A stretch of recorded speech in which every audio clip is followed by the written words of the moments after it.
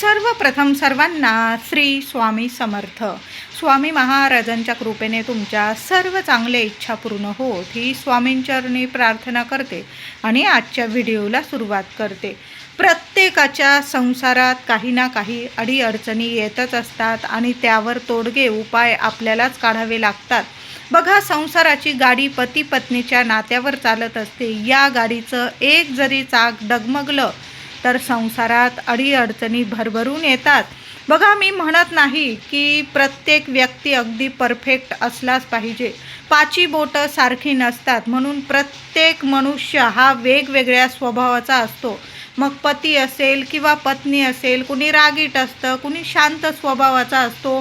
कुणाला या शांत स्वभावाचा सुद्धा त्रास होतो तर कुणाला अगदी रागाचा सुद्धा त्रास होतो. म्हणून संसारात काही ना काही अडीअडचणी, पती पत्नीच्या संसारात काही ना काही अडीअडचणी येतच असतात. म्हणूनच संसार करताना अगदी कधीच टोकाची भूमिका घेऊ नका. खरं तर संसारात मीपणा नसावा. मग बघा तुमचा संसार कसा सुखाचा होईल.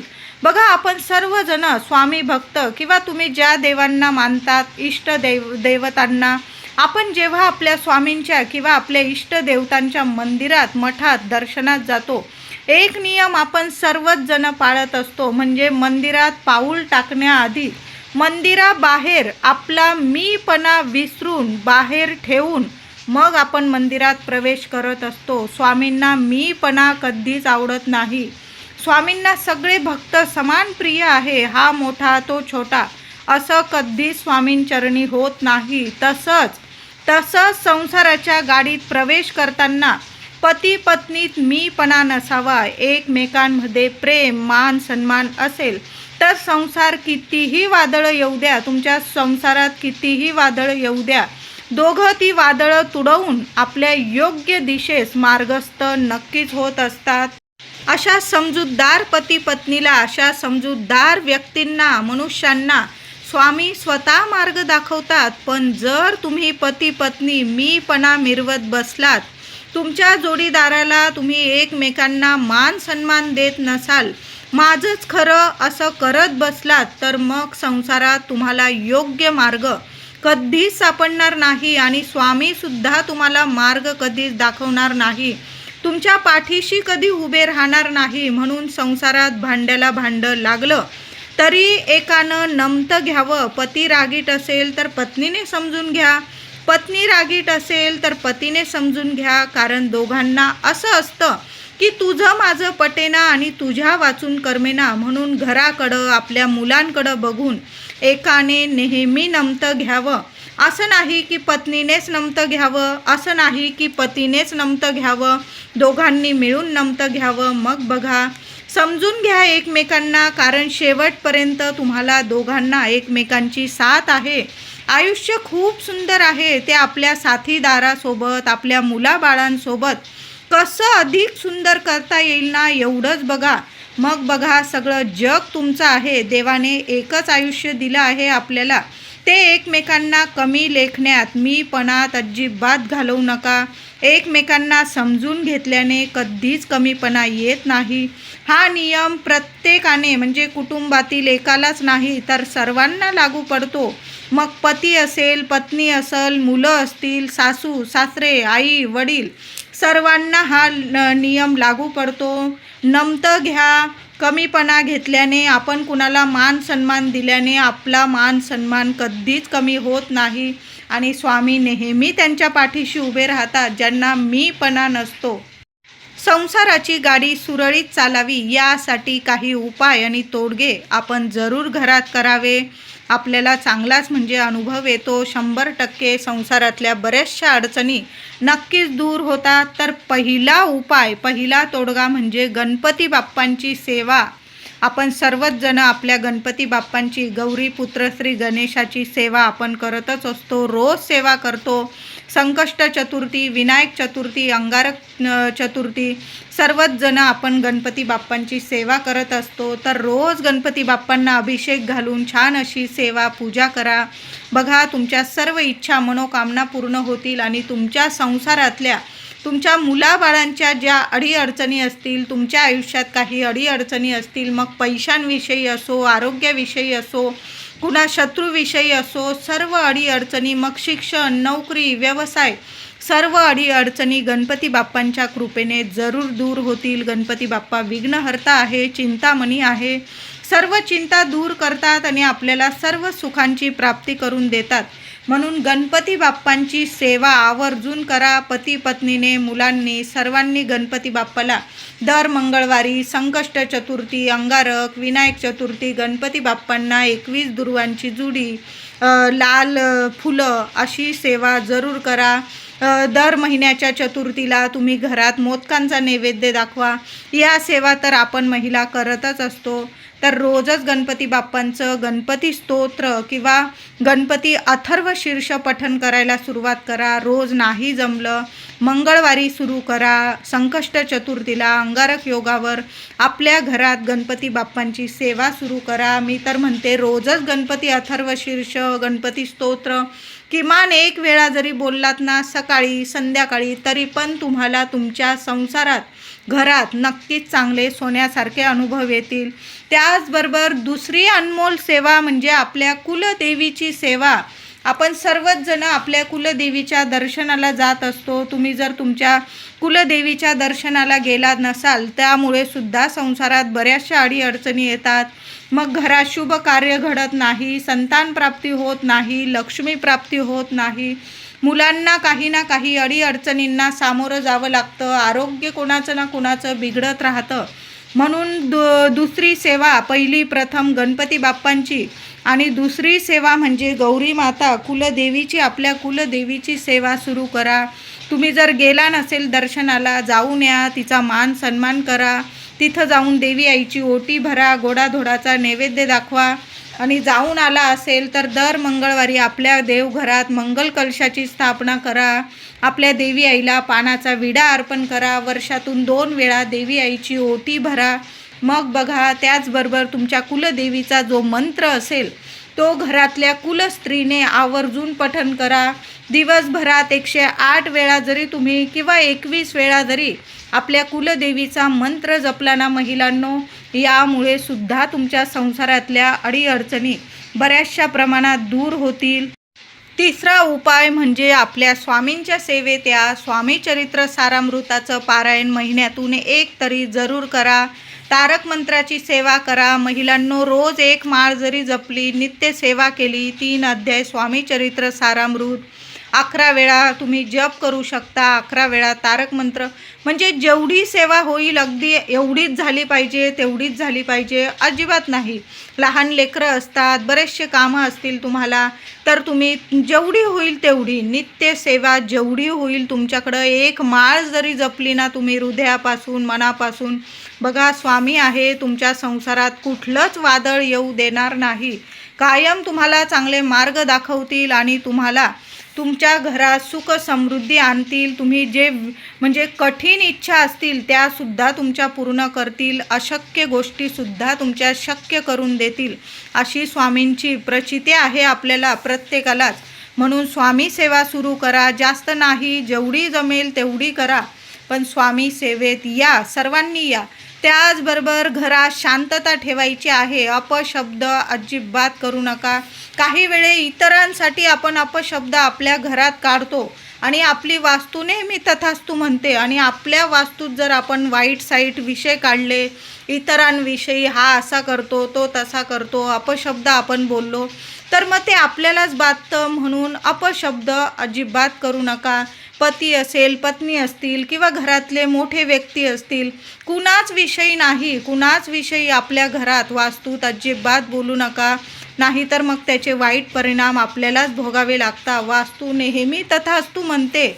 म्हणून जेवढी आपली वास्तू प्रसन्न राहील ना, तेवढे तुम्हाला चांगले रिझल्ट तुमच्या आयुष्यात दिसून येईल. म्हणून वास्तूत जेवढी देवांची सेवा कराल ना आपल्या वास्तू, तेवढी तुमची वास्तू प्रसन्न आणि तुम्हाला सकारात्मकच मिळेल आणि तुमच्या आयुष्यात सगळं काही नीट होईल. संसारातल्या अडीअडचणी नक्कीच 100% दूर होतील. म्हणून अपशब्द आपल्या घरात वास्तूत अजिबात नको. कुणाच विषयी नाही आणि आपल्या मुलांविषयी, आपल्याविषयी कधीच आपल्या वास्तूत वाईट साईड बोलू नका. तुमच्या घराला, तुमच्या प्रगतीला, लेकराबाळांना खूप नजरबाधा होत असेल आणि तुमच्या संसारात खूप अडीअडचणी येत असतील, तर मग घरात अमावस्येला किंवा पौर्णिमेला एक नारळ घराला जरूर बांधून द्यावा. तर नारळ कसा बांधावा? अमावस्या किंवा पौर्णिमेला तिथीमध्ये जेव्हा तिथी असेल अमावस्या पौर्णिमेला त्याच वेळेत हा उपाय, हा तोडगा करायचा आहे. एक चांगला नारळ घ्यायचा आहे. शेंडीदार पाणीदार नारळ घ्या. छोटा मोठा तुम्ही घेऊ शकता, तुम्हाला जसा परवडेल तसा. तर तुम्ही तो नारळ घ्या. एक मोठा लाल कपडा घ्या, ज्यात तुम्ही नारळ बांधू शकाल एवढा लाल कपडा घ्या.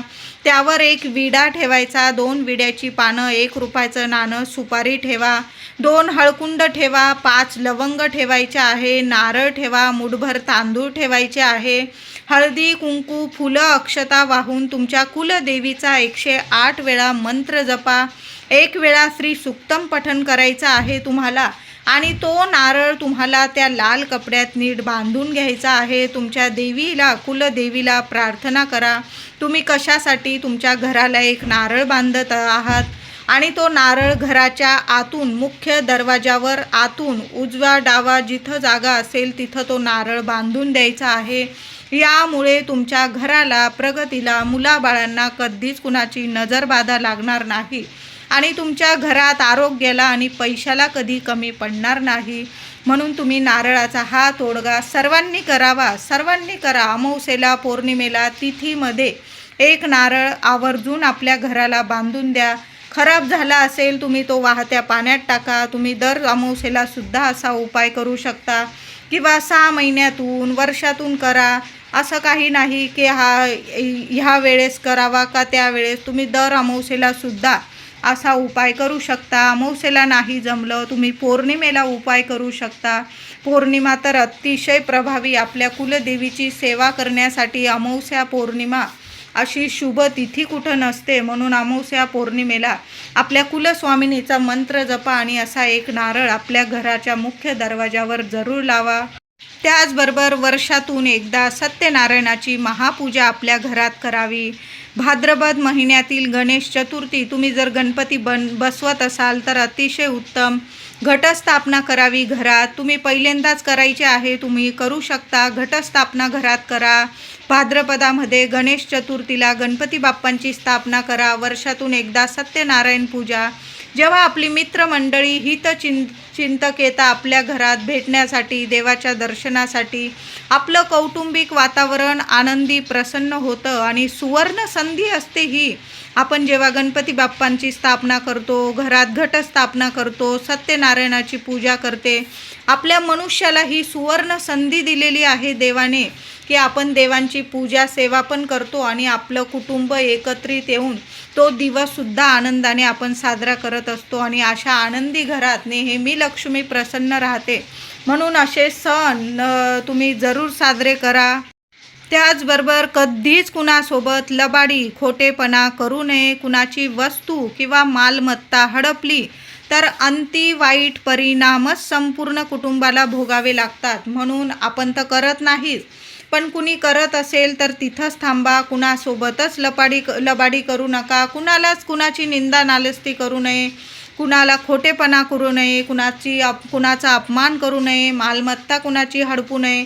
काय सांगावं आपले स्वामी, आपण ज्या देवांना, इष्ट देवतांना मानतो ते देवी देवता आपली कोणत्या रूपात येऊन परीक्षा घेऊन जातील आणि मग अंती संपूर्ण कुटुंबाला वाईट परिणाम भोगावे लागतात. म्हणून कुणासोबतच वाईट वागू नका. चांगल्या कर्माचं फळ चांगलंच मिळतं. आज नाही उद्या मिळणारच आहे, पण आपल्या संपूर्ण कुटुंबाला चांगल्या कर्माचं चांगलंच फळ मिळणार आहे. मोकळ्या मनाने व मोकळ्या हाताने केलेल्या अन्नदानामुळे घराण्याचे दोष नक्कीच कमी होतात. पितृदोषाच्या अडीअडचणीतून मनुष्याला नक्कीच मुक्तता मिळते.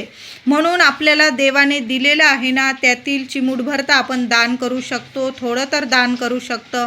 मोकळ्या मनाने, मोकळ्या हाताने जरूर दान करा. तुम्हाला अन्नदान जमेल, कपडा लत्ता दान जमेल, कुणाला शिक्षणाला दान जमेल, आवर्जून करा. बघा, अगदी 7 पिढ्यांना आपल्याला भरभरून फळ मिळतं. म्हणून जरूर थोडं का होईना दान जरूर करा. याचे अगदी शुभ परिणाम आपल्या संसारात नक्कीच मिळतात. तुम्हाला जर कधी कुणी पानाचा विडा तयार करून दिला आणि सांगितलं की घ्या खा, तर अजिबात कुणाच्या हातचा विडा खाऊ नये. विड्यामध्ये वशीकरण करण्याचे सामर्थ्य सर्वात जास्त असते, त्यामुळे कोणाच्याही हातचा विडा खाऊ नये.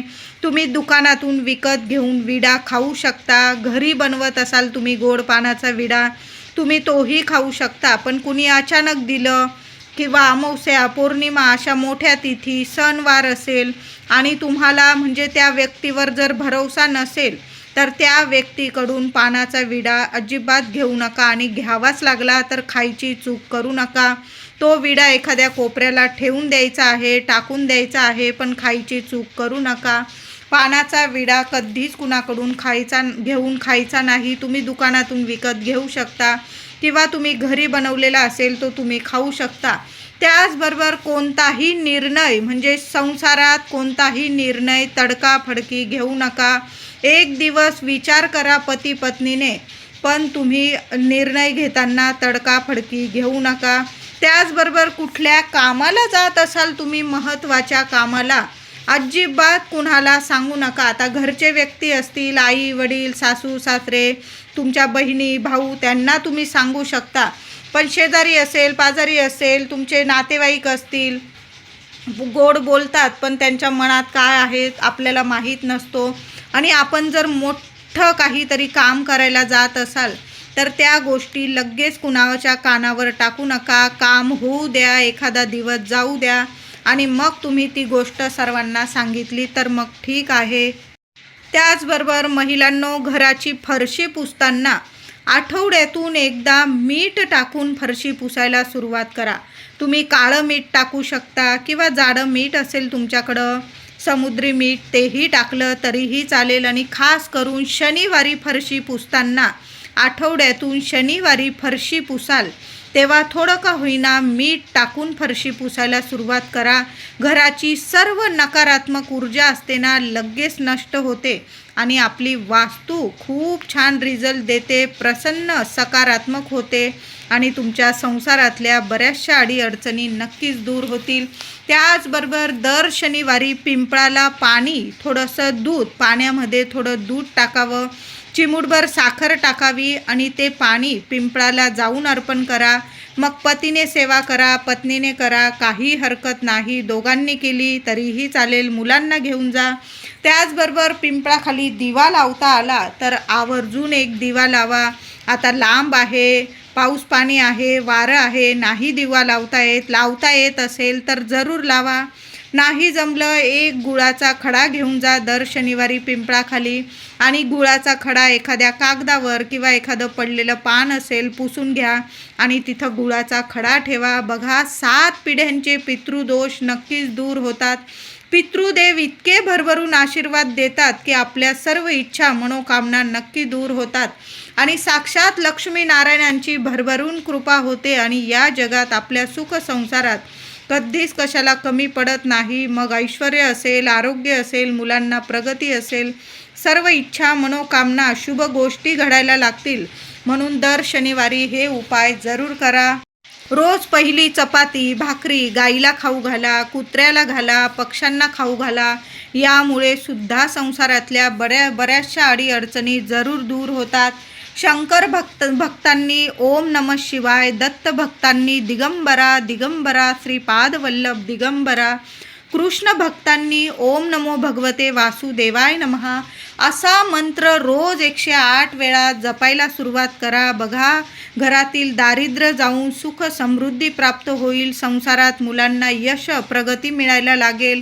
खूप सुंदर अनुभवी ही सेवा आहे. नाही जमलं, श्री स्वामी समर्थ, श्री स्वामी समर्थ स्वामींची एक माळ घ्या, पण आवर्जून सेवा करा. महिलांनी रोज तुळशी माऊलीची सकाळ संध्याकाळ सेवा करा, पूजा करा. यामुळे सुद्धा तुमच्या घरातल्या बऱ्याचशा अडीअडचणी दूर होतील. महिन्यातून एकदा किंवा दोनदा पतीची, मुलांची, घराची, स्वतःची नजर दृष्ट जरूर उतरवून टाका. यामुळे सुद्धा तुमच्या घरातील संसारातील बऱ्याचशा अडीअडचणी दूर होतात. स्त्रियांनी वर्षातून एकदा का होईना माता लक्ष्मीचे व्रत आवर्जून करावे. मग मार्गशीर्ष महिन्यातील तुम्ही व्रत करत असाल असाल, वैभव लक्ष्मी व्रत करत असाल, पण वर्षातून एकदा का होईना माता लक्ष्मीचे व्रत जरूर करावे. घरात भगवान श्रीहरी विष्णूंची सेवा करा. तुम्ही एक माळ जरी रोज भगवान श्रीहरी विष्णूंची माळ जपली ना, यामुळे सुद्धा माता लक्ष्मीची भरभरून कृपा होते आणि आपल्या घरातल्या संसारातल्या बऱ्याचशा अडीअडचणी जरूर दूर होतात.